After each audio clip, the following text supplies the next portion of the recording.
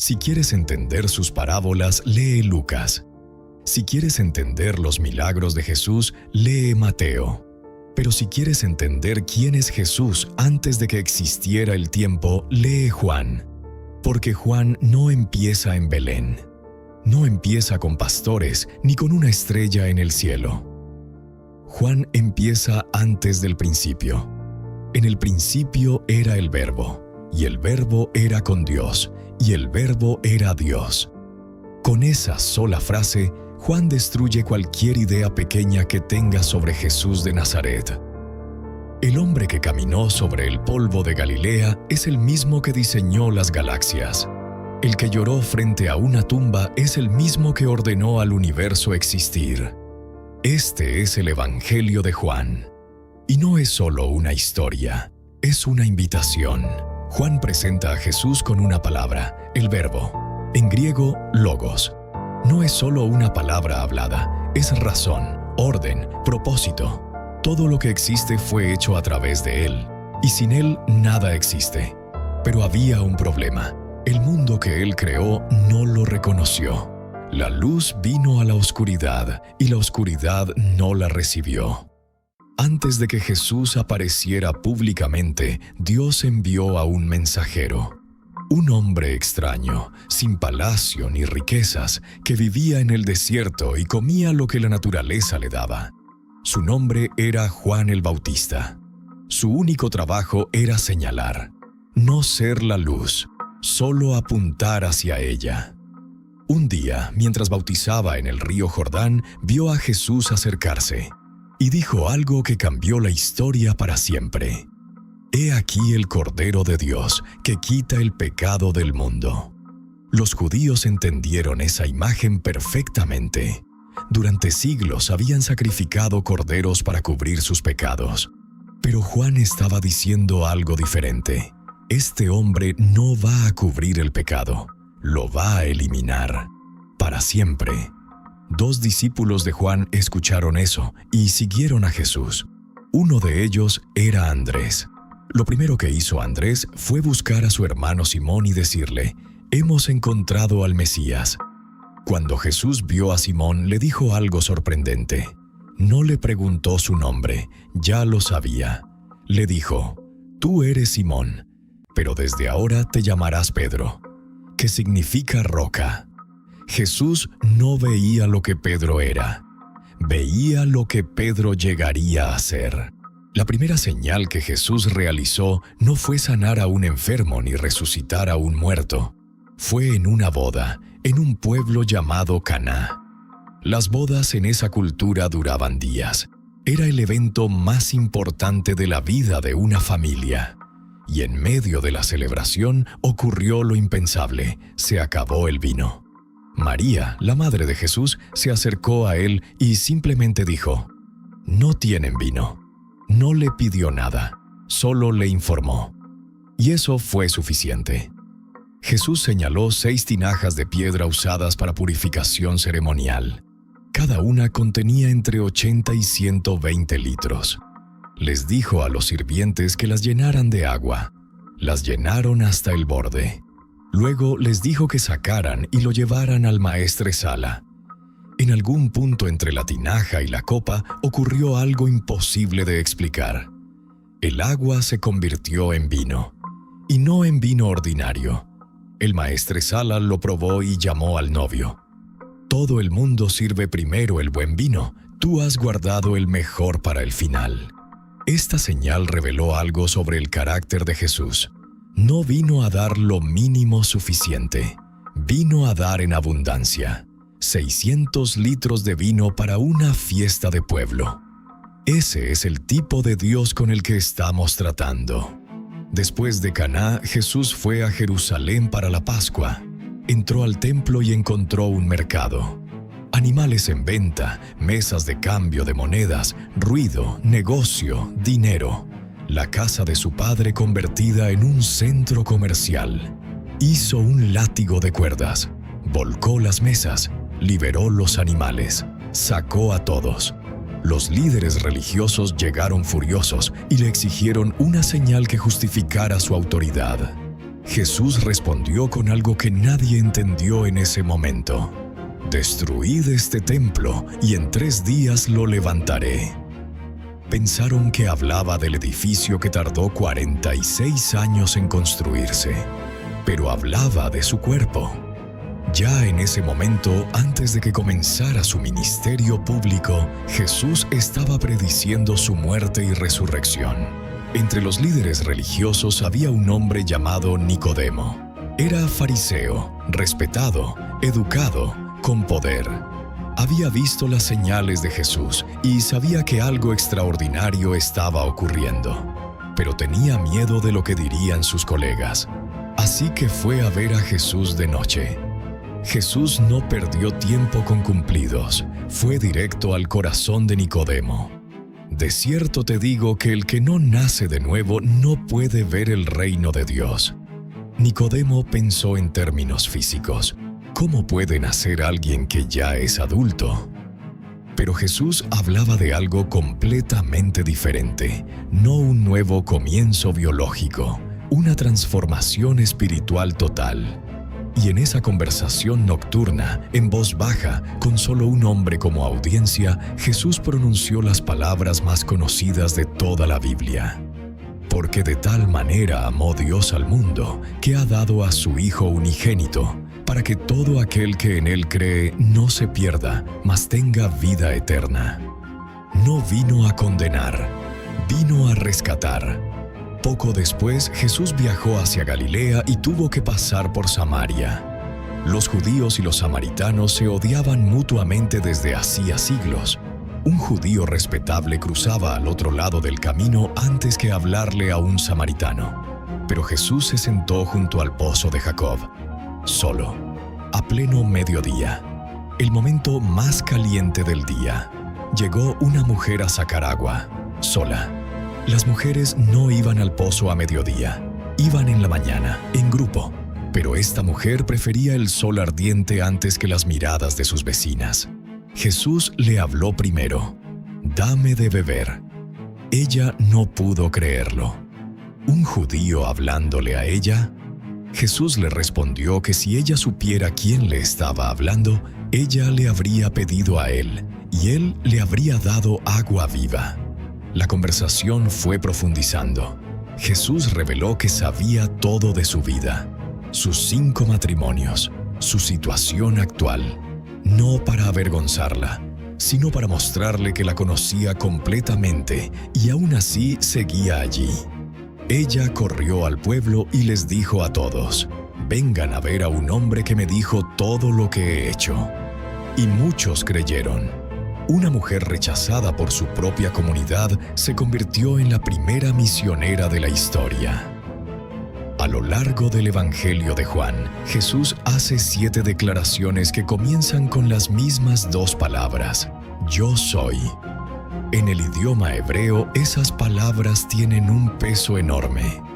Son el nombre que Dios le dio a Moisés en el desierto cuando le preguntó quién lo enviaba. «Yo soy el que soy». Cada vez que Jesús decía «yo soy», estaba haciendo una afirmación de identidad divina. «Yo soy el pan de vida».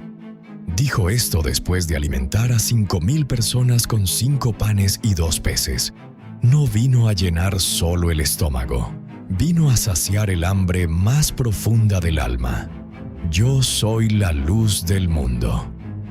Lo dijo en el templo, rodeado de sus enemigos. El que lo sigue no andará en tinieblas. «Yo soy la puerta». El único acceso al Padre, no una opción entre muchas, la única entrada. «Yo soy el buen pastor». El que conoce a sus ovejas por nombre, el que da su vida por ellas, no huye cuando viene el peligro. «Yo soy la resurrección y la vida», lo dijo frente a una tumba. Lo veremos en detalle muy pronto. «Yo soy el camino, la verdad y la vida». Lo dijo la noche antes de morir, cuando sus discípulos estaban aterrados. No hay acceso al Padre sino por Él. «Yo soy la vid verdadera». Lo dijo camino a Getsemaní. La rama no puede dar fruto sola, solo conectada a la vid. 7 declaraciones. 7 ventanas para ver quién es Jesús. Cerca de Jerusalén, en el pueblo de Betania, vivía una familia que era cercana a Jesús. 2 hermanas, María y Marta, y su hermano Lázaro.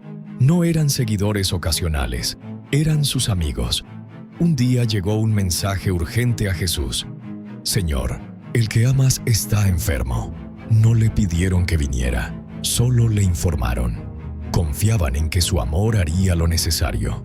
La respuesta de Jesús fue desconcertante. No se apresuró, no empacó, no salió corriendo. Se quedó donde estaba 2 días más. Mientras tanto, en Betania, las hermanas esperaban. Miraban el camino. Veían el sol ponerse. 1 vez, 2 veces, sin Jesús.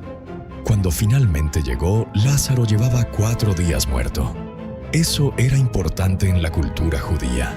Creían que el espíritu podía rondar el cuerpo por 3 días. Al 4.º día, la esperanza había muerto también. Marta salió a recibirlo y le dijo lo que había estado repitiendo en su mente durante días.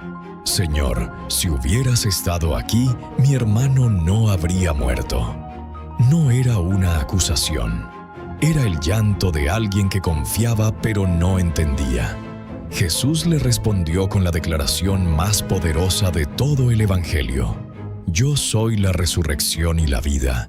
El que cree en mí, aunque muera, vivirá».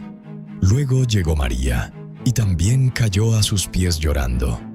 Y la Biblia dice algo que nos detiene por completo. Jesús, sabiendo que estaba a punto de resucitar a su amigo. Jesús, que había planeado esto desde el principio. Jesús, el creador del universo. Se turbó en espíritu y lloró. El versículo más corto de toda la Biblia. Jesús lloró. No lloró porque no sabía qué hacer. Lloró porque el dolor de sus amigos le dolía a él también. El Dios del universo entró en el sufrimiento humano y lo sintió desde adentro. Llegaron a la tumba, una cueva con una piedra en la entrada. Jesús dio una orden que dejó a todos sin palabras. «Quitad la piedra». Marta protestó. 4 días, ya habría mal olor. Pero Jesús le recordó su promesa. Quitaron la piedra. Jesús miró al cielo y gritó con toda su voz hacia la oscuridad de la cueva. «Lázaro, ven fuera». Silencio, y luego movimiento en la oscuridad. El muerto salió caminando, todavía envuelto en las vendas de lino. Vivo. Jesús no susurró, no realizó un ritual, no pidió permiso. Le habló a la muerte como el que tiene autoridad sobre ella, porque la tiene. Era la víspera de la Pascua, la noche más sagrada del año judío. Jesús sabía que su hora había llegado. Se reunió con sus discípulos en un aposento alto. Debería haber habido un sirviente para lavar los pies de los invitados. No había ninguno, y ningún discípulo se ofreció. Entonces Jesús se levantó de la mesa, se quitó el manto, tomó una toalla, llenó una vasija con agua y comenzó a lavar los pies de sus discípulos. El creador del universo, arrodillado, lavando el polvo de los pies de sus amigos. Cuando llegó a Pedro, Pedro se resistió con horror. «Señor, ¿tú lavarme los pies a mí?» Jesús le respondió: «Lo que yo hago, tú no lo entiendes ahora, pero lo entenderás después». Cuando terminó, les dijo: «¿Entendéis lo que os he hecho? Si yo, el Señor, os he lavado los pies, vosotros también debéis lavaros los pies los unos a los otros». En su reino, el más grande es el que sirve. Esa noche también reveló que uno de ellos lo iba a traicionar. Judas tomó el pan que Jesús le dio y salió a la noche. Y Jesús los miró a los que quedaban y les dijo algo que resumía todo. «Un mandamiento nuevo os doy, que os améis los unos a los otros como yo os he amado». Luego, con el temor visible en los rostros de sus discípulos, les habló con ternura. «No se turbe vuestro corazón. En la casa de mi Padre muchas moradas hay». No los dejó con miedo, los dejó con una promesa. Traicionado en un huerto por alguien que conocía el lugar, arrestado por soldados armados ante los que Jesús se presentó voluntariamente, llevado ante el sumo sacerdote, luego ante Pilato. El gobernador romano no encontró ningún delito en él. Intentó liberarlo. La multitud gritó más fuerte: «¡Crucifícale!». Los soldados lo azotaron. Le pusieron una corona de espinas, una túnica púrpura para burlarse de él. «¡Salve, Rey de los judíos!». Y lo clavaron en una cruz en un lugar llamado La Calavera. Gólgota. Cerca de la cruz estaba su madre. Jesús, en medio de su agonía, la miró a ella y al discípulo Juan y dijo: «Mujer, ahí tienes a tu hijo. Hijo, ahí tienes a tu madre». Incluso muriendo, estaba cuidando a los demás. Sus últimas palabras sacudieron el universo: «Consumado es». No fue un grito de derrota, fue una declaración de victoria. La misión estaba completa. 3 días después, temprano en la mañana, todavía oscuro, María Magdalena llegó a la tumba. La piedra estaba removida, la tumba vacía. Corrió a buscar a Pedro y a Juan. Ellos corrieron al sepulcro, entraron, vieron las vendas en el suelo. El cuerpo no estaba, pero María se quedó afuera, llorando. Se asomó a la tumba y vio 2 ángeles donde había estado el cuerpo. Luego se dio vuelta y había alguien parado allí. Pensó que era el jardinero. «¿Por qué lloras? ¿A quién buscas?». Y él dijo una sola palabra: «María». Solo él decía su nombre así. Ella lo reconoció al instante. «Raboni», maestro. La primera persona en ver al resucitado no fue un apóstol. Fue una mujer que amó tanto que no pudo alejarse de la tumba. Juan termina su evangelio diciéndonos algo honesto. Jesús hizo muchas más señales que las que están escritas en este libro. Tantas que si se escribieran todas, el mundo entero no tendría espacio para los libros. Pero las que están escritas tienen un propósito específico: para que creáis que Jesús es el Cristo, el Hijo de Dios, y para que creyendo tengáis vida en su nombre. No escribió todo, escribió suficiente. Suficiente para que conozcas quién es Jesús. Suficiente para que tomes una decisión. El Verbo se hizo carne. La luz venció a la oscuridad. El Cordero quitó el pecado del mundo. Y la tumba sigue vacía. Juan no escribió este evangelio para informarte. Lo escribió para transformarte. Porque a lo largo de estas páginas hay una pregunta que se repite una y otra vez, de diferentes maneras, con diferentes personas. Jesús se la hizo a Nicodemo en la oscuridad de la noche. Se la hizo a la mujer samaritana junto al pozo. Se la hizo a Marta frente a la tumba de su hermano. Se la hizo a Pedro a la orilla del mar, con olor a pescado y a fuego de carbón. Y ahora, a través de estas palabras, te la hace a ti. ¿Crees esto? No te pregunta si conoces la historia. Te pregunta si la has hecho tuya. Porque hay una diferencia enorme entre saber que Jesús resucitó a Lázaro y confiar en que puede resucitar lo que está muerto en tu propia vida. Hay una diferencia entre conocer el versículo de Juan 3:16 de memoria y creer que ese amor es para ti, con tu historia, con tus errores, con todo lo que cargas. El mismo Jesús que vio a Natanael debajo de la higuera antes de que nadie lo llamara, te ve a ti. El mismo que no rechazó a una mujer con 5 matrimonios, sino que le ofreció agua viva, no te rechaza a ti. El mismo que lloró frente a una tumba aunque sabía lo que iba a hacer, llora contigo en tus momentos más oscuros. Y el mismo que dijo consumado es desde una cruz, ya pagó todo lo que tú debías. Si este video te movió algo por dentro, no lo ignores. Eso no es coincidencia, es una invitación. Suscríbete para seguir estudiando la palabra juntos. Comparte este video con alguien que necesite escuchar esta historia. Y si quieres dar el siguiente paso en tu fe, déjalo en los comentarios. Nos encantaría acompañarte. Gracias por estar aquí. Que Dios te bendiga.